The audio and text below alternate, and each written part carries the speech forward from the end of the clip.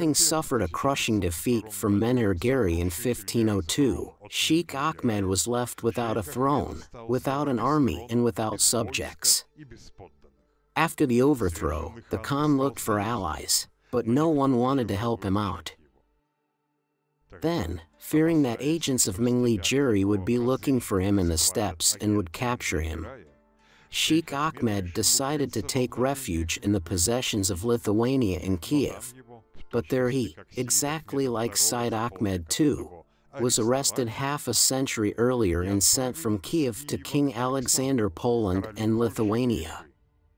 The king received the former ruler of the Horde with the greatest honor and settled him under supervision in Vilnius and then Trakai.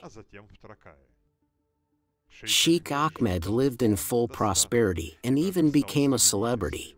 European aristocrats came to him to personally meet and talk about politics with the last emperor of Tartaria.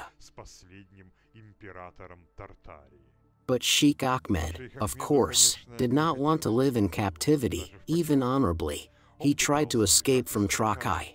He was caught and settled in Kaunas. The king did not let the Khan go because he had political plans for him.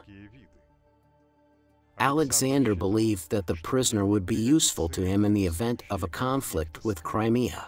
After all, now the king could threaten the Gerais that he would free Sheikh-Ahmed. And then the Crimean Khans, fearing losing the throne, will become more accommodating.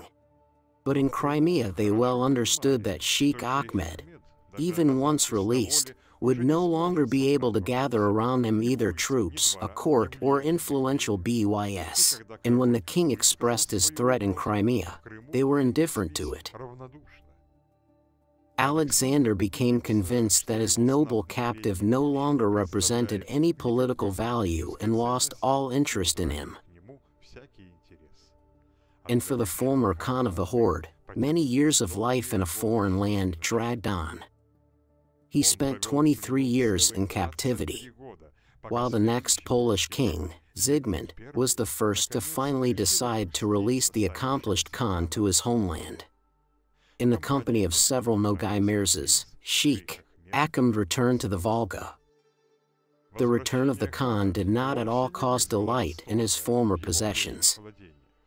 Power there had long been divided between a new generation of nobility, and even the place of the Khan of the Horde in exile had already been taken by one of his relatives. Sheikh-Ahmed wanted to return to bid politics and even tried to support the revolt of Galgi Islam Gerai against Khan Sadet Gerai in Crimea, but was betrayed by his own allies and abandoned the risky plan. In the further life of Sheikh-Ahmed on the Volga is only known that he soon died.